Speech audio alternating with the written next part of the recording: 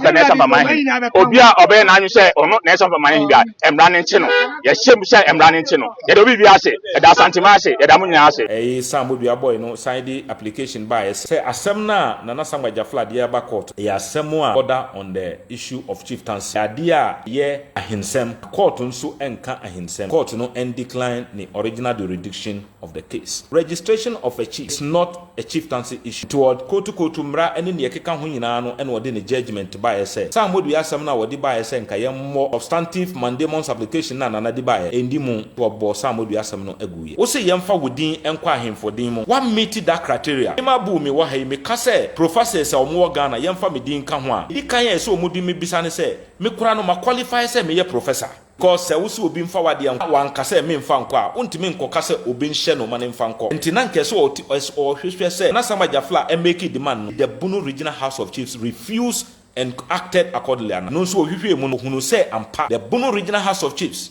not the presidency of Bruohaha no refuse ye. I can say or say even Nana lawyers no twere bae no house even treated the lawyers with contempt. Adia wedding kunim wako yadi asem edi amount. Why will you appeal against a ruling that has gone in your favor? It is a somewhere we have for them see. You see yemfa ne din kwani yanko gazette no. Now oba ye no ye ruling no in his favor. Then why is he in court seeking appeal against the ruling of the High Court? Congratulations to Nana Sangbaja fla. Oheneba Media for Efremu. I have media royals. Media mo adehia no. Asiebana. Samana, Amamlani Amani Mudumedie, Oheneba Media betenete, Intama for Muntie, and Yado.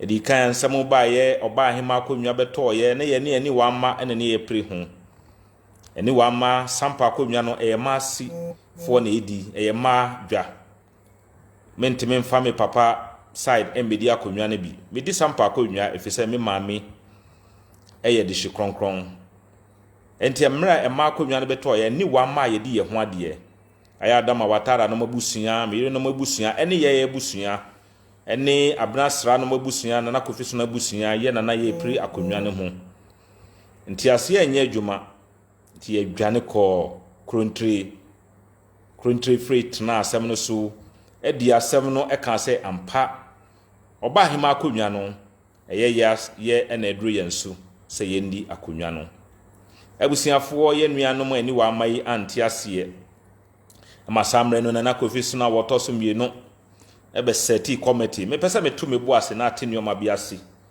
de bia me ka se ye ka asem a obisa probing caution ema nkrofo ehunu enti emra akronti hini fie edi asem no edi ma ye no ye nua ani wa mai o manti ase na ye nso de ese ye nananom tete ye no enye tutrasem eni basabasa yo eni ye di eka ye nsem emre biara no ye famra kwan so amamre kwan so ne ye di aka tie ba sa no Nana Sangbaja fla na ebusuafo ya nya no tutrasem Nana Kofiso no ebra ye na enkrofo ana omo ho no no mo sei asase no tunton nioma ye nioma bi nti Nana Sangbaja fla na ebusua panyini aye opanyini Abu Mahama samre no edi kasem no ekodan court send ye beya ye di injunction betu ensase na ye ton a ye sika ne basabasa eni anwa na ye tu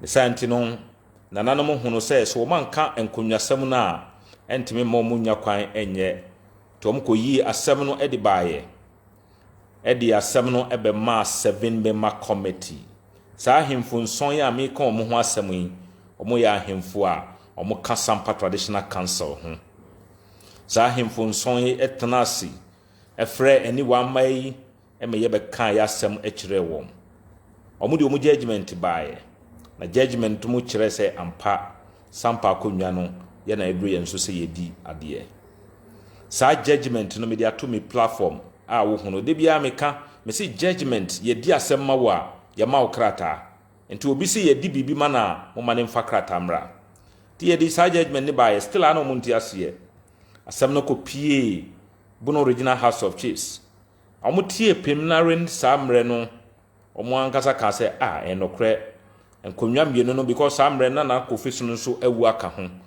se nkonwa mienu ni nyina ba bedi mo ho na se ne ye be ya mo kwa mo nuanom nso benya pepa ne odo di mo echi nti no nka mo nhwe mu na mo nyi baako na mo mfa baako ma mo nuanom ani wa ma no me ofa Abu Mahama eka se sebi megina busua nanim mom na enye me nko na me ye busua ni to mo ma me mprimachi na me ne abusua nko kasa ne ye ba ne ye wo bia no ye dia bremu me ofa be kwa ba oba san ma bi mu ankrofo ese be ye nti ase ti eno mo na ekunkon wa na ya fa no mbienu ani wa amayi ye wie hunu se ampa sampa akonwa no ehye asanteman ase ye radia nti yakora bunu region ho a na ye di asem no kɔ no that was not the right forum for the judgment nti ye nyina ye ti ye ho ase na ye yi asem no e di commentia ye seti committee ye di asem no e kan se ampa ye ni Adama Watara no ye ni wama nti wo mumie no Adama Watara ene opanyina Abu Mahama esre ye rantam kesi kantam kesi se omumie no beba betena sondwem no mahwe sampa na sampa tumpon eno mo ne ye ba ya ye tu ho anamo a ti ye be ka kire nananom astrankonwa se ne omba ya omeka ye ho na yakoda asanteman ra ase ene asanteman council eno mo an ye soti ye se ya ba ya bi a dodo ananum no sampa a ye friend Fati nanse ne ye friend Rose Mansa or the assembly bedan asanteman first petition enye sa petition na ewo bono regional house of chiefs we a petition mu no na ne nsem nyina ne se ono Rose Mansa e ka Adama Watara no mu ho e momudi sampa akonwa na yen di hikronkron no de ye ndi akonwa na bi omo gina asanteman mu e ka se omo pese ye ru ankasa na entra sem no so e mane mfamma committee bia. So the arbitration should be chaired by His Royal Majesty Otumfuo Osetutu a Otosumienu. Otumfuo tiasiye asanteman bobo Otumfuo tuma asanteman ema obi ahemfo no nyina obi a kire na dwen e kan se Fati a ye friend Rose Mansa ene omomaka ho se ye ru ankasa ntena modia ene ye ru anwentum no won tena so because ye ru atena semu no waka wi a etwa pe ye ra odo obi biara na onka obi asem enguni onka obi asem en ka se me ma wunti mintie wasem no omo kwan e ma ye nyina ye baaye ye be kyerɛkyerɛ ye nsem samre no mu anso na Sampa Traditional Council for ye meeting egitu mu se ye ka asem no wi a ni obedi nkunim no the Traditional Council will back that person to take Sampa Traditional Council forward.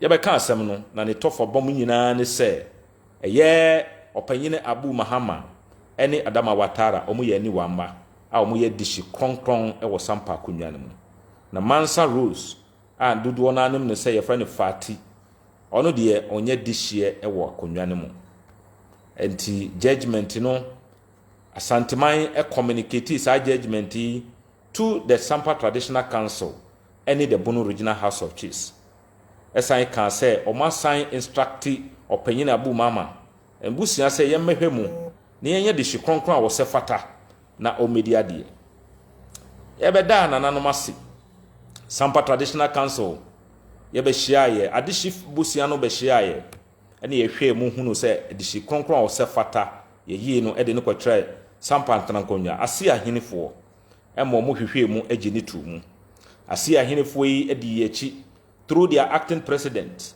ema ye de ne ba fikesie mu the overlord Otumfuo Osetutu ena ye de ne be kire no ye introduce no ema Otumfuo agini tu mu o ma ye mre ema Nana Samba Jafla e be so kire ne manfo e wo Sampa according to custom and tradition o so awie ye no na himfo nso e so kire no members of the Traditional Council e so kire no omo di na chi. And on the 18th of December, you be PMO Asanteman. That is 18th December 2023. Ebe Swaitre, the overlord of the Sampa traditional area, His Royal Majesty, Otumfuo Osetutu a Otosumienu. Nana Samba Jafla Swaitre no. Emma na himfo nso eteki 10 Swaitre Nana Samba Swaitre Otukokoso.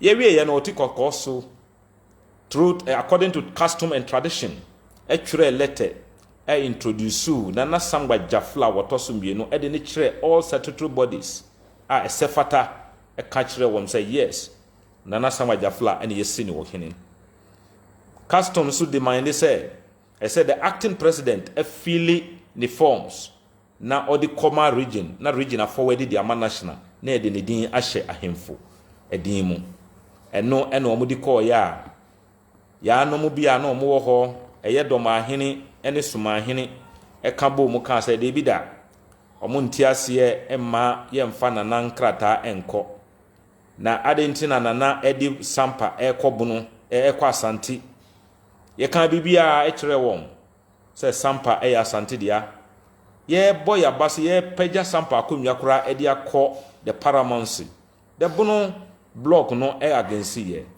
otumfo ena gina mu e pagya ye say sampa e ne dia no pagya ye e no kore ye kan sem bebre send ye me dey to me platform no so na no ma mo hu ye no during the arbitration no kora no e ye sam modua for kora no e acknowledge say ampa ye nananom emra na kon emini yen adwane e ba asanteman e de omo ho be hye asanteman asese asanti emmo ye ho ban enti saa oman kronkran ye fra no asanteman no enum na sampa e ka ho ye kan yo man nyina do ma hene se onfa ye nkratai enko na ono momu de obi a obeye na dwen se onka asante ho no ono nkrata na ode beko to the abrantia ye friend Farouk e de nkrata koye ye ti ye no ye twere krata se nka yen omu preventi ansa na sa krata no court be hie no na National House of Chiefs e de bae se omu di krata na babak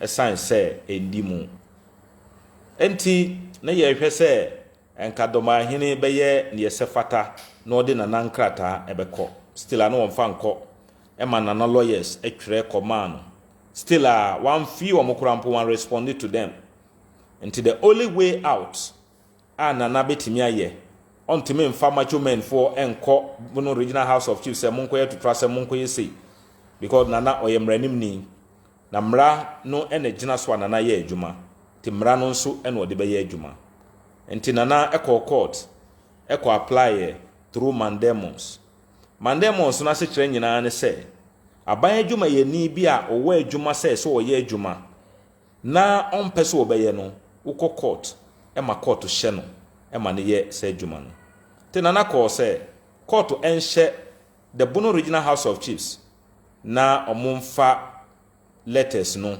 omumfa nana papers no enko national na national for emfa ne din enhye enkrata no mu nti egusu a ye ka na ewo court ye ka na Sam moduafo e ba se omo pese omo di omo ho bedam asem no mu court bi sa ye ne ka se ye ne objection bia because no kura wo wafa onye bibia se me prevent obi ne science no ye ma kwan e ma Sam moduafo yi e be ka ho omo be ka ho a ye be di asem no a na omo sign the petition e call ye say judge na odi asem a momo ka asem mo be ka ho no omo kire say judge ne ye bias enti ye nsesa judge no ye na ye ne hwe ka because wasem ye da o ma me kura tana asem no so a ontimi nsesa no so we knew that yes both tradition custom and law e di echi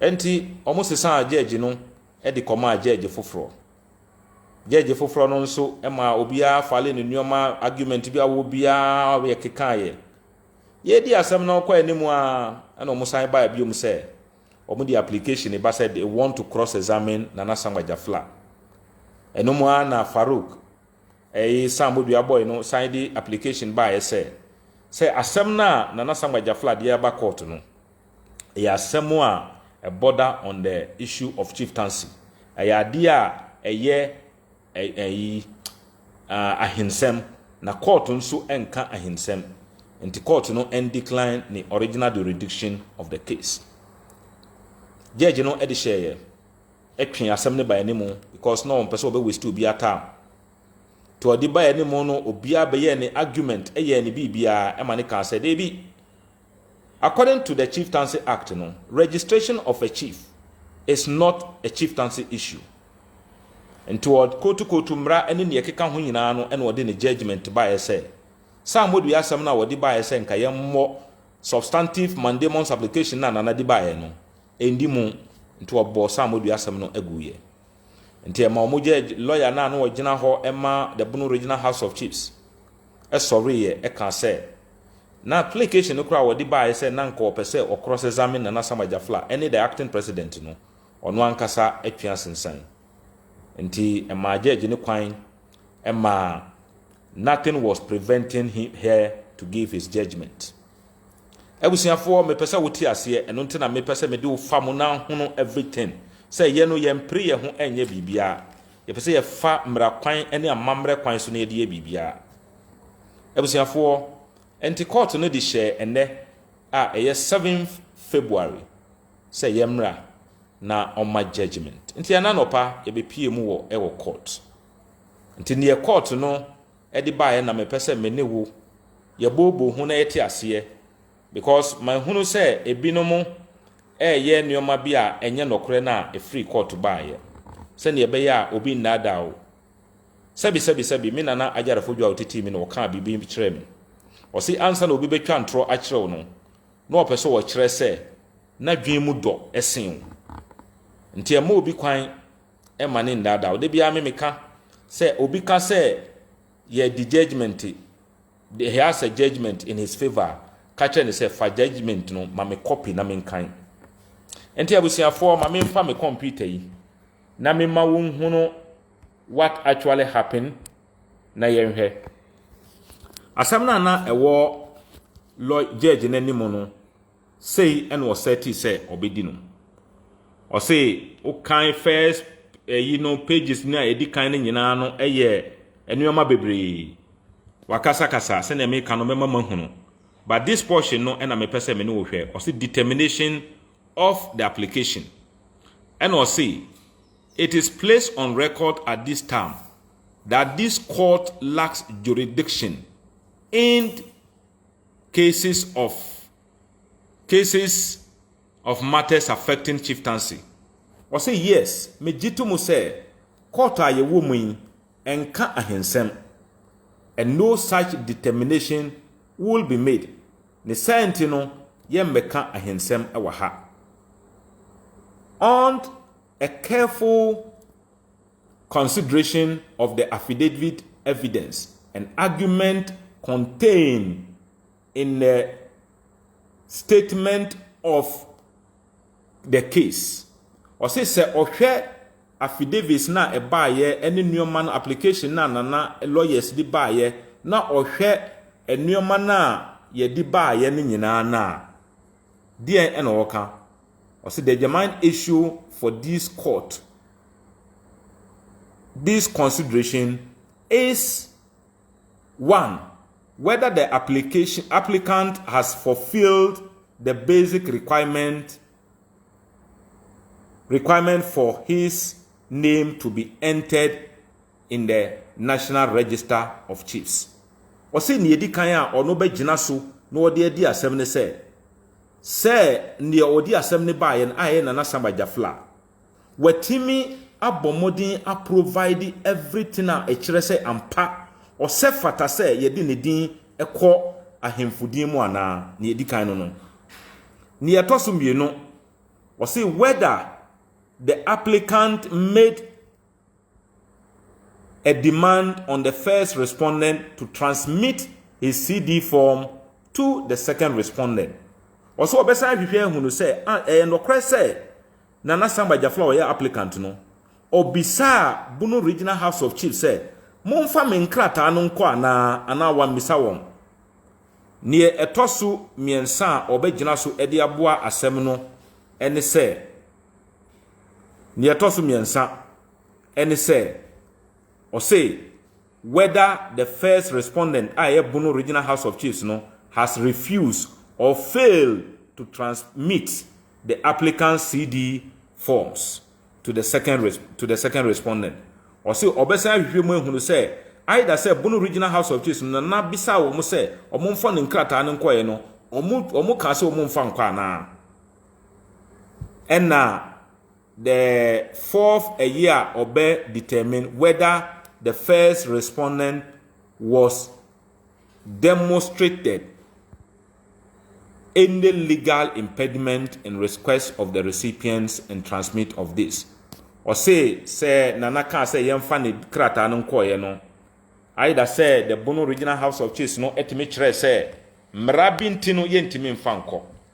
Tin yedi kan also opeso ohunu say nana sangba jafla wa meet the criteria esefata say yedi ne din ko ahemfudin mu. E di kan. That is the key issue. Ose yemfa wudin enkwa ahemfudin mu. Wa meet that criteria. Mema bu me wa hay me ka say professors omo Ghana yemfa me din ka ho a na edi kan ya so omudi me bisa ne say me kura no ma qualify say me ye professor. Ye timi ehunu enu wi a anso no makwa akọ bisa say me ye professor no me make attempt be say yemfa me din ka ho ana. Me ye sa attempt no ne eseso odi me din ka ho no or refuse say onya na or refuse ya o kire ne enti a eye mmra kwan so a eno nti no o kire ye ti sa nneoma enan na judge ne seti say obegina so no dey determine say nana e wo case ne edi kan a esombo kesi pa say nana wa qualify say yedi ne din e ka hemfodin ho enti judge ni bisa sa nneoma nyina wie ye no unya judgment na mechia mama ready en wo kyerɛkyerɛ nneoma ese say kwan ban so ne yefa ema yedi ohene edin kɔ ohene mu saa ohene no ese yefa amamre kwan so ne yeyi no yeyi ne wie a ese yefa mra kwan so na yedi ne si akonwa so yedi ne si akonwa so wie a ese yefa mra kwan so na traditional council na omuwo mu no a eye ne president ana president ni ne ho a enamusini na yebeyi ne no saa enamusini no ebetwere e de akoma the region ne say ohene ye wewu ana say oyari ana say yato na de yesu ene yedi foforo we eba enti wo cheki saa nneoma ne nyina no ohunu say nana sangba jafla e for fili ne nyina e meti saa criteria no ne yedi kan ye fa mamre kwan so ne yeyi no ye toso mienu ye de ne kire nana no matrankonwa nana no matrankonwa e gene ti um kingmakers gene ti um ye fa mamre kwan so ma ne soaye omo wie ye nso no eye nana kwadwo masa a wo ye acting president e fili ni forms e de command region send ye esefata enti ne yedi kan a na oseti ya se opeso ohunu se ye nokre no wagi atomo se ampa nana samba jafla osefata se ne din ekọ ahemfofo din mu munti asem ne ye enti wo free enomu no ene oba biom se oba bebisa enti nana samba jafla e make attempt obisa ye o demandi ye say yemfa ne nyoma nko eno nso ohwehwe mu no ohunu say eye nokre because emra na omumfa na nasama jafla nkrata ne nko no na nasama jafla lawyers etwere e de koma abunofo etwen wo madwen sisu say Bono Regional House of Chiefs no the Regional House of Chiefs no to me a ye de ama wo mo ne say mo de mo soa ade no e de koma national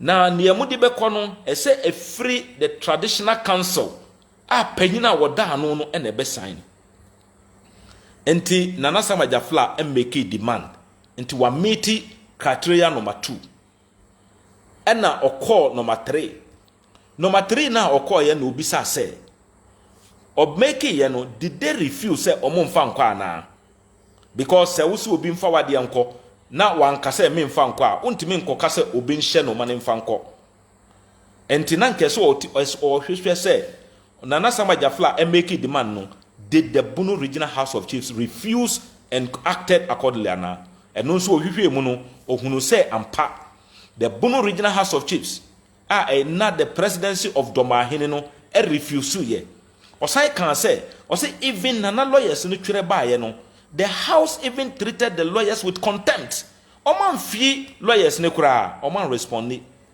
enti nana make demand Emma the Regional House of Chiefs under the leadership of Nana Domahene no e refuse ye enti say ye call the last one obegina so e de abuna asem ne say Bono Regional House of Chiefs omo kire mra sa mra na chichire omo nsa enti na omuntimi emfa na nankrata no nko ya na lawyer judge ne hwehwe mu no ohunu se na mmara biara ne hɔ na echichire wo nsa osan call so ema ye hunu se ose ohwe evidence ne nneoma na ɛwɔ hɔ no nyina no ɛkyerɛ se ampa ye nyina ye ne interested party na or second interested party na ye samodua na ye bae no ye nyina ye call menhia e de asɛm no ekodan ye ra ema ye call arbitration ema arbitral award e bae and there is no legal thing na e bandi enti se doma hene no mu ka se omudi obi nkrata akọ enu ntie ntimi mfa we nkrata nkọ a enye mmra enti ohwe sas for criteria na wo seti ye na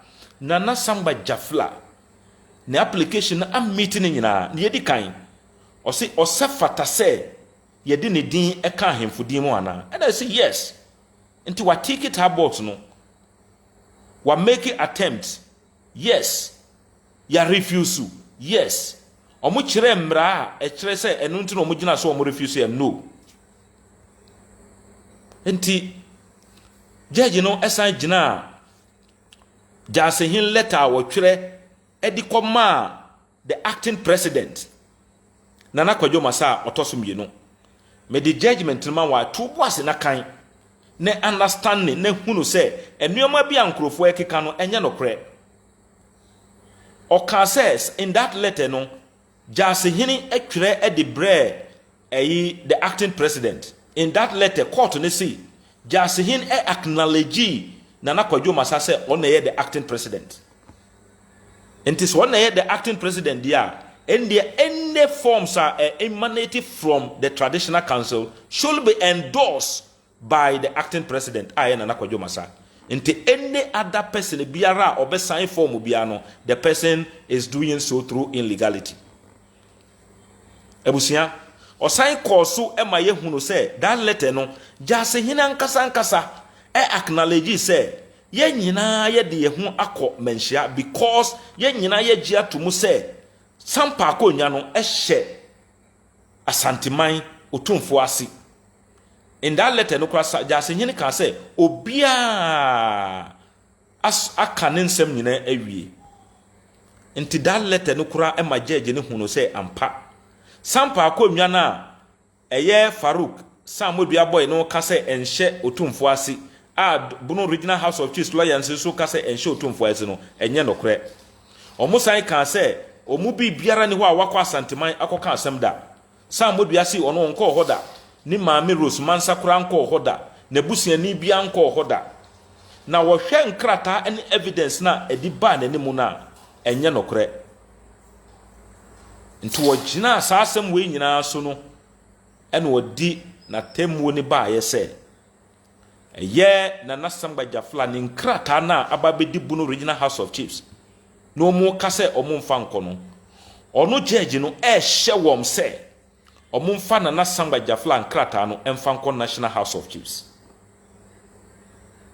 enye se o ka kire wo mu he is ordering them wa order wom say hey me hye wo se fa we ko wanfa ono judge ne tumi wodi Ghana mrapon a yedi ye nnwuma no eno na ogina so a wodi share won enti the Bruno Regional House of Chiefs has been ordered to submit or transmit the chieftaincy declaration forms of Nana Samba Jafla to the National House of Chiefs within 21 days enti omamma womo within 21 days no eso omudi Nana Samba Jafla nkrata no ekọ the National House of Chiefs 21 days no ehya ase e free ende enti abusiafo sa na ekoye ni eto so biomu a me hunu se me madam for lawyer Adolf ebe explain ye e commenti se judgment na aba no kire se Nana Samba Jafla forms ne yemfa nko ba se ya nso de prohibition bia ne hobium ye se Samoduafo yemfa ne papers nko ne yem process o mo na nye nokre. The prohibition aspect no judge no can say it is something that has been enu de ewo ho it is a legal issue a ewo ho ne court no can say statutory body bia no court entime prevent wo mo say ema mu ni wo madwuma as long as the job that they are doing is not against any legality enti se all show bi se mane nye o madwuma no eno de o mo ntimi nye ba no mom ye hye wo mo se o mo nye o madwuma na obi a yaka se wa meet the criteria to enter his name into the national register there na e ka kire o se Nana Samba Jafla wa meet the criteria I say ye di ne din e hye national register mo. That is true. Se Nana Samba Jafla meet criteria ye di ne din e ko register mo a, will we have two chiefs omudin be ko register mo for the same town? No. It means that he is the qualified one. Judge no SI can say the forms of Nana Samba Jafla has been endorsed by the qualified person I say were endorsed the acting president. While the chieftaincy declaration form of Samodua were endorsed by Jasihin, who is not the acting president.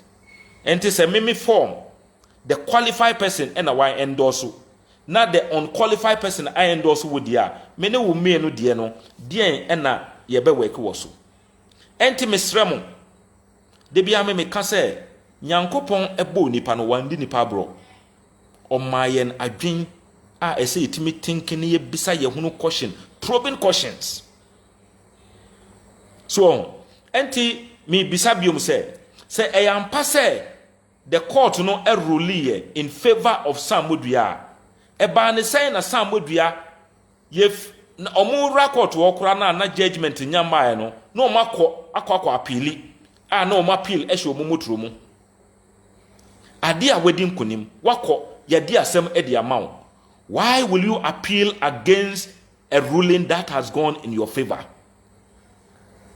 And this is somewhere we have for them see. You see, young funny din kwanianko gazetino, and now oba yeno ye ruling in his favor. Then why is it in court seeking to appeal against the ruling of the High Court? Mesremo, moma ye ma enkrofo kwan emo mumfa madwini eniagro. Obi biara wo pese wo twa ntro e kire obi ano no pese wo kire wo se na dwen mu do esen. Hwe ene date saying ene date na was 7th February 2025.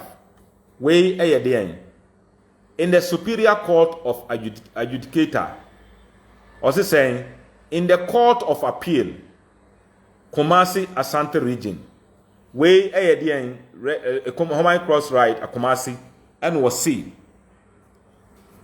Or see, in the matter of an application for judicial review in the nature of mandamus and prohibition pursuant to Article 141 of the 1992 Constitution, Section 16 of the Court Act 1993, Act 459 and Order 55 of the High Court Civil Procedure Rules 204, okay, CI 47 by Nana Samba Jafla, okay, tie na men kind of hunu ye Nana Samba Jafla, and in the matter of the Republic versus the Bono Regional House of Chiefs, Bono Region, National House of Chiefs, Kumasi, Asante Region, the two put together, they are respondents.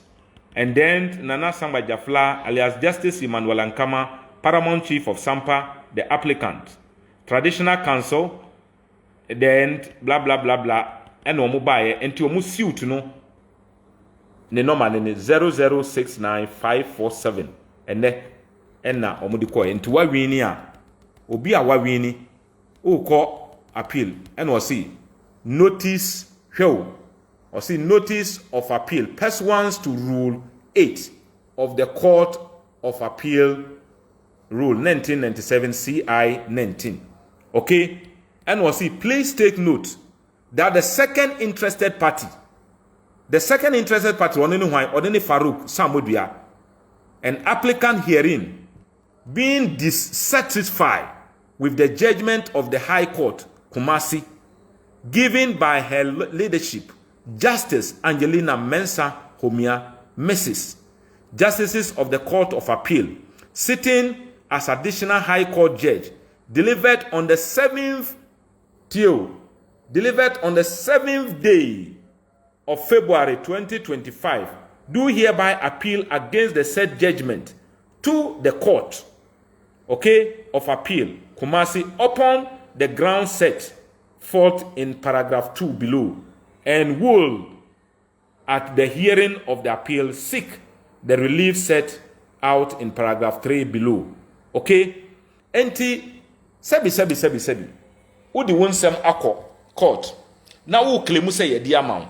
Yedi amount na wo say appeal against that asem na yedi ma wo no. Enti abusiafo mesremo. Yedi asem no edi ama na nasem ajafla. Sa modua se wonte ase. Enti o say judgment na otemwani no edi baaye no omunti ase enti omu kɔ appeal court. Na monso mu sa ewo sampa se mwedi nkunim. But Almasani, I don't have any problem with it. It bring a exercise. It bring joy. And I don't have any problem with that. That is even better. And the judgment is very uridia ubehuno. Judge say near one meet the criteria for his name to be entered in the register of chiefs of Ghana no nana samba jafla wa miti. Enti wa order wom say omumfa ne dinko. The interested party now, Sam would say, he is not happy with the judgment. Judgment no mu jubilate so ma wi no, he is not happy. Enti me madam for Adolf. Explanation now obe ma ye comment now obe mark ye no. Guy ni congratulating and Asamba Jafla obe tire wa say senior is not like that. Na Sam Odua be the krata be kwa mama gazette no. Then what is it appealing against? Is it appealing against the judgment now? Momu kase a call in his favor no. Mesremo. Moma yan koso ani yendi no kura ho ban. Because mo koso na mo ka ensemo a enemo enkyere nkrofo a e ba be dru point bi no ombe fi se obi na asese won. But enye sa. Ukọ bebia de obeka bia na wakwa no kura kire wo nipa. Wo yes na you are building trust between you and your people. But if you keep on lying to them, wa ebehamu entimesremu, because wa bahahwe hwe part 2 no, or say part 2 of the ruling appeal, or say the whole judgment of the High Court Kumasi given by Her Ladyship Justice Angelina Mensah Humia, Mrs. Justices of the Court of Appeal as additional High Court judge, delivered on the 7th day of February 2025. And or appealing against all the judgments. Idea will appeal against, you are still jubilating. Why won't you tell your people the truth? And the time move for mesremo. The probably move for me. Why are they jubilating? They say they've won. They say they've done this. Boy, be cry a video. Say yes, some be a picture free person say mesremo. Don't be deceiving your people. Moyo musana a bedroom point to be no. Or might be mobile almost obi NSC one. The law is not on your side. You submitted yourself to arbitration voluntary. Ya can't seminal, ye my judgment.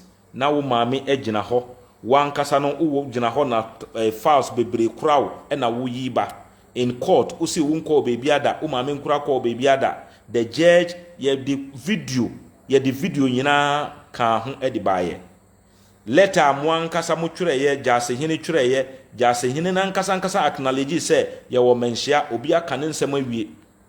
The same letter no so acknowledge say ampa ye na nakwadwo masa na ye acting president. Enti ne nyina judge ne hwe sa nneoma ne nyina hwe adansedi amode baaye ene nneoma amode baaye the Bono Regional House of Chiefs omo kura twere omo say eyi nana CD form no omo rejecti no in May at a different paragraph no musa see March ti judge ne kura ka say look enti timemo fo mesramo ye nana no mo titi ye no omo ma ye hunu say this year entwantro enti ye kɔ ni ye kɔ no sa na ye beka no ti judgment bia me de we betu hɔ e ma mo nyina ma hunu na mo bisa one basic question. If the ruling the verdict echo in your favor, then what are you appealing against? The ben na mako court no be a winning. Now was I appealing against a winning? What to be that? What could school? Ya mark you people, what 100? Now was I say we need lecture ni ko kun say I didn't know 100. Timesremo. And the court has ordered the Bono Regional House of Chiefs. So omun submitting nana forms no. Kofi obisa me say, will Sampamanhene obey this order?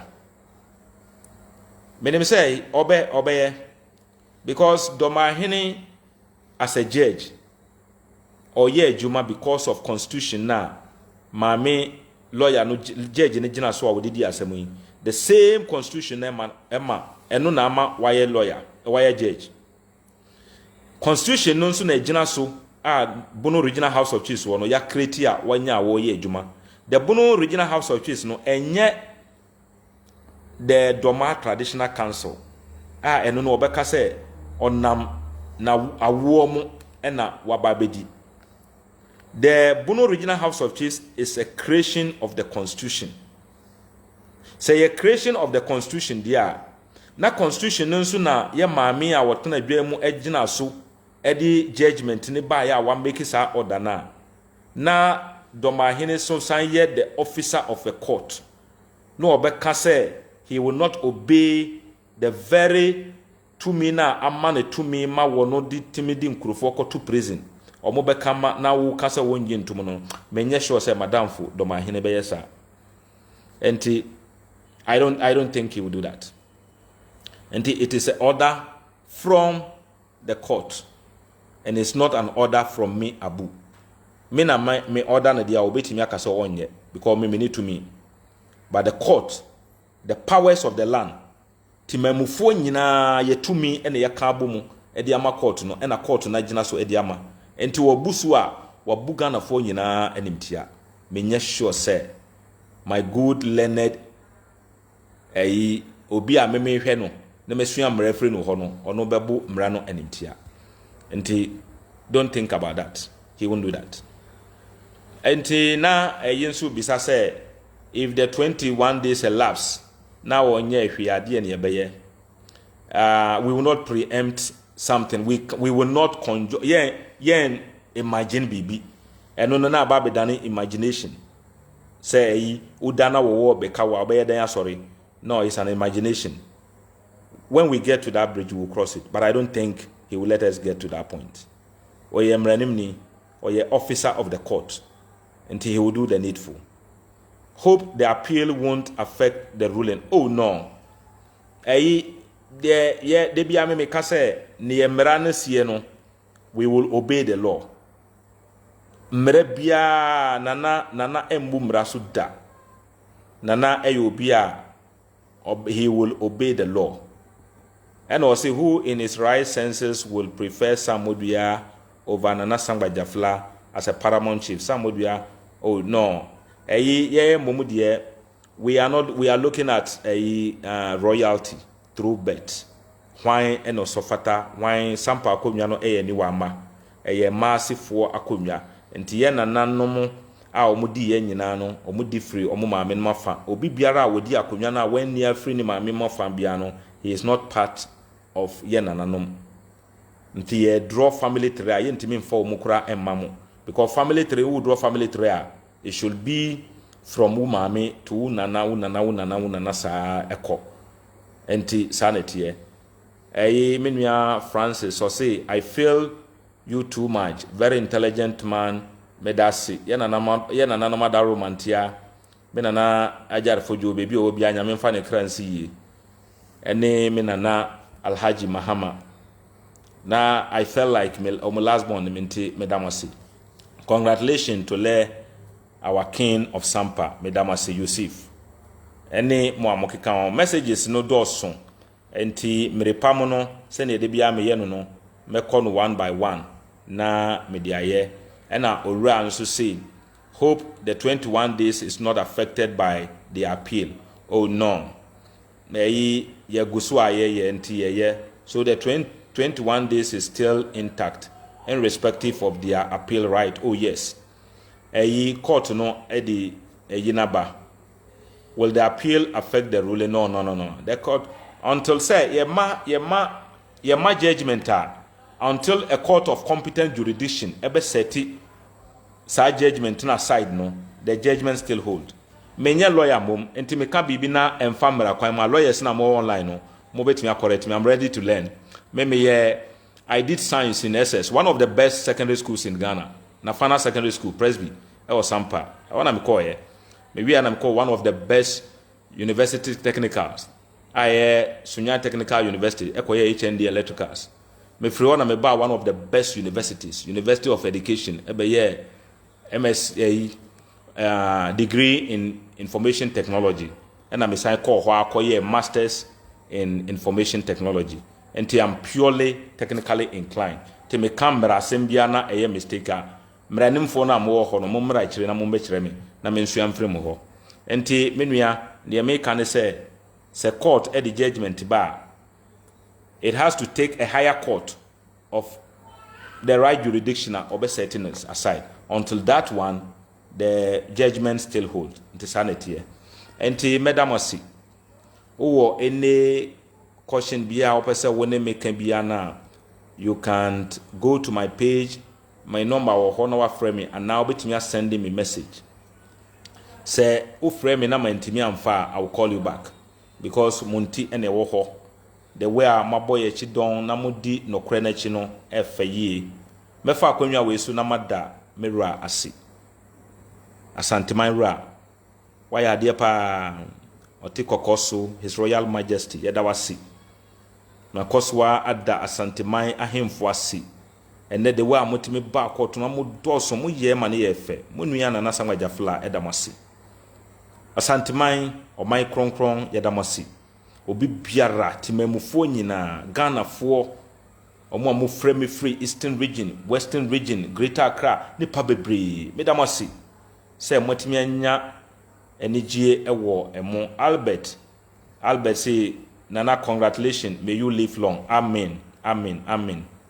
Enti me hwe the way amotimi nya pepa ni odomo frɛ mo guide asofonom me sofonom a mo frɛ me na mo bompaye sɔre ne ye mompaye mamo me damasi covered by the blood me damasi imam nom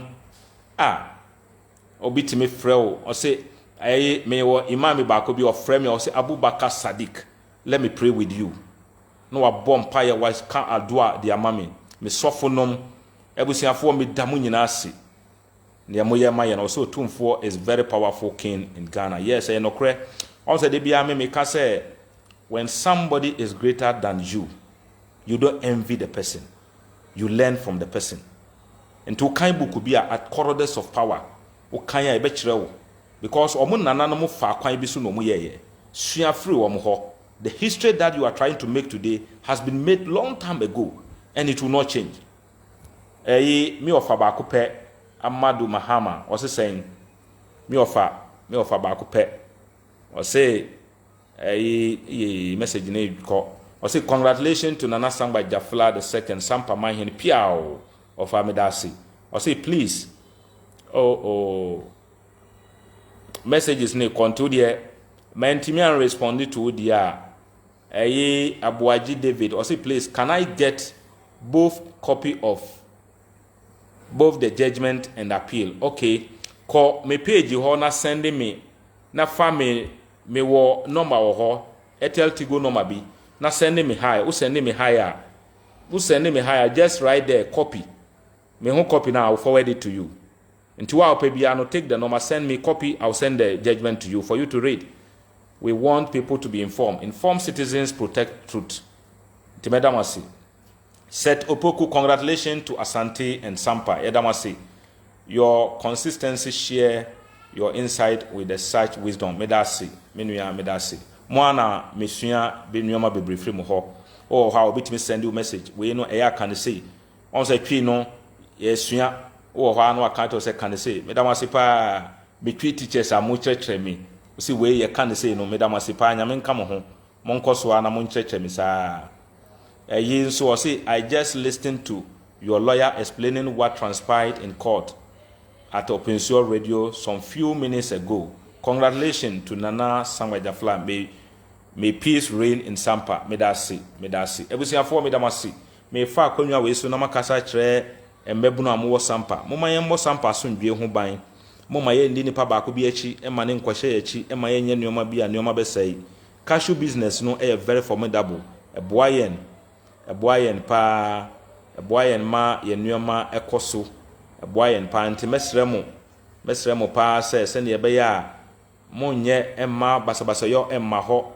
Emma omo omudio musika be share cashew business no enyi sika no free ho saa nneoma sika no eboa emma mo maamenom mo nuanom enye adwuma ye mo ankasa no mo bre mo ho ase a mo betimi asoa bi de anya sika me hunu nkrofo bebre a o masoa cashew bi e de sika no bi de akọ eyi your friend is saying e de akọ abrotire nti mesremo a say eyi me de okay I understand you.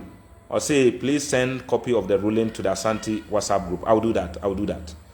Ente, mesremu timamofo moma yen koswana yen mo sampa sundwe ho ban. Ya ye free baby a yaba betena ho.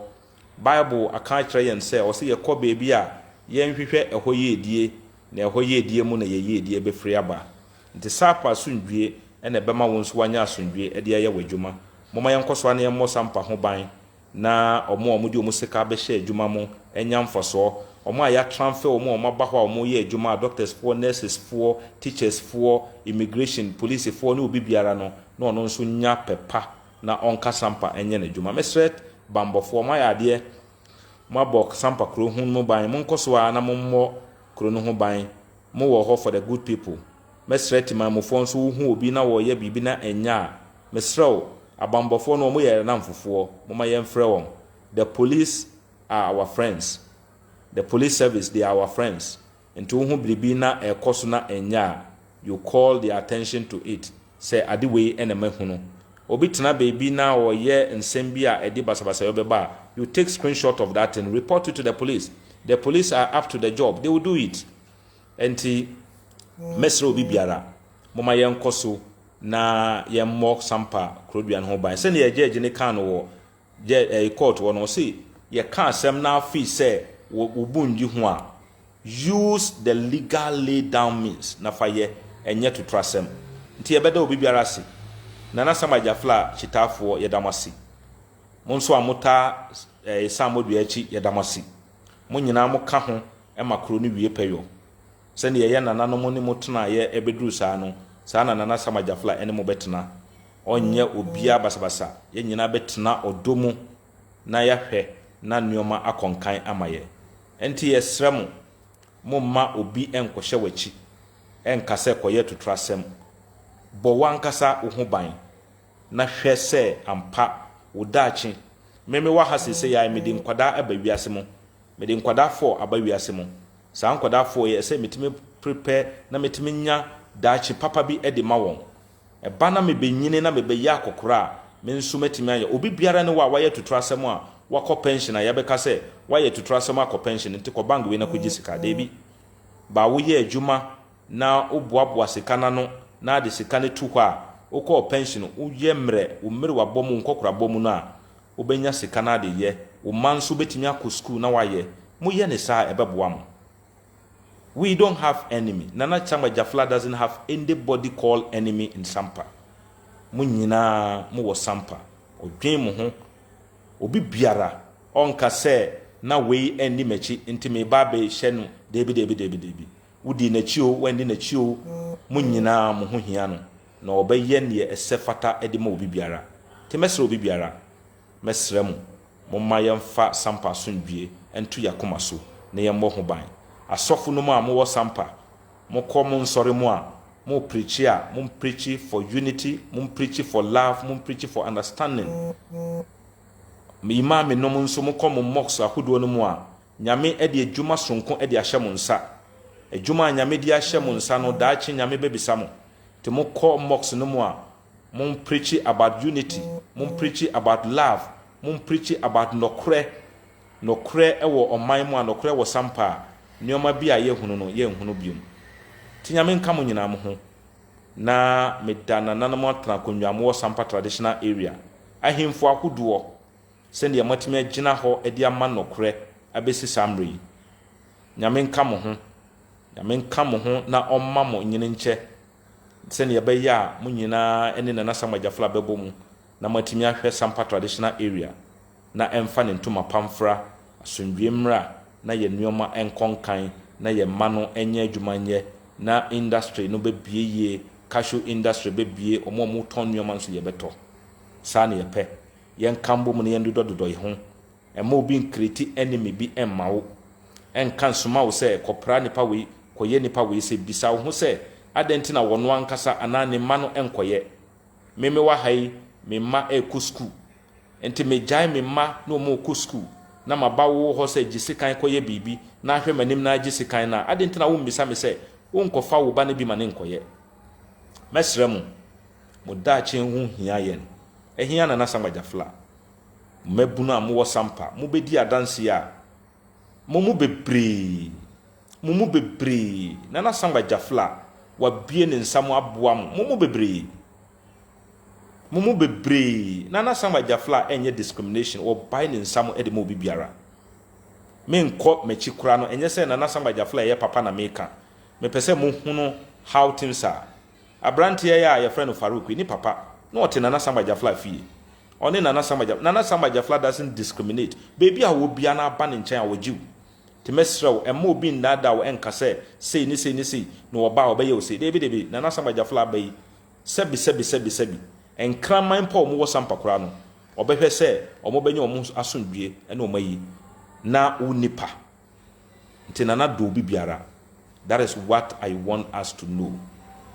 Nyame nka mo ho na onhwe mo mo ho ban medamasi damasi bio atem didie ne ne keka woni nyina we say wodidi matem emfa me ho because nokre na me ka menim say in your sober reflection wan kasa wo transidin na ahwe abisa wo say asem a abrantie kan eye nokra na enye nokre document na media betu ho no eye nokra na enye you have to ask bisa wo ho because me wo gidie bi say nyame bi wo ho a ohwe yen sa nyame no nso bebu yaten te mesrɛ mo menuanom a mo wo Sampa mabusuafo a mo wo Sampa sambodu asefo obi biara a wo Sampa mo ma ye embrace nokre na ye ntena sondwie mu na nasamajafla Sampamanhene odi obi biara be ye adwuma obi biara odi ne be ye adwuma ye bakora na ye form committee na ye fi say Farouk sambodu ano or fiti some committee kra nana be yi na ma na be ka ho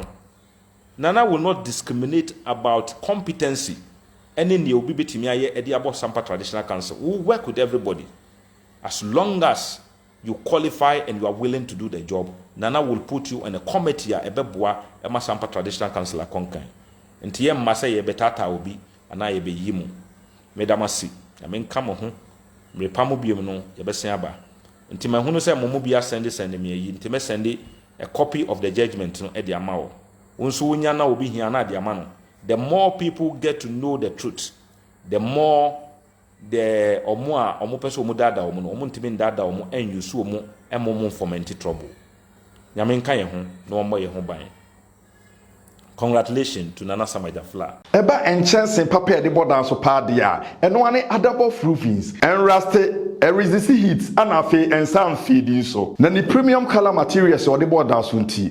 Oma warranty mo arishimu. Se wo pe adabo roofings e wo kumase ne mpatamu a fo ani kire ehwa overseas junction e wo enkran ene ne mpatamu so odi wani be kire Pokuasi station wa na ne main factory de e wo fancy a eben mupa fre adabo na ne wo mu ni dwa esanse se fa enchansen papa e de bodan so pa de a o mu ni kenkon obi ani ho Oheneba Media for na fremu ayebo me say Media Royals Media mu adehye no asebo ana enta semana amamla ni amane mu dwumadie Oheneba Media betenete enti amanfo mu ntie ye na nyado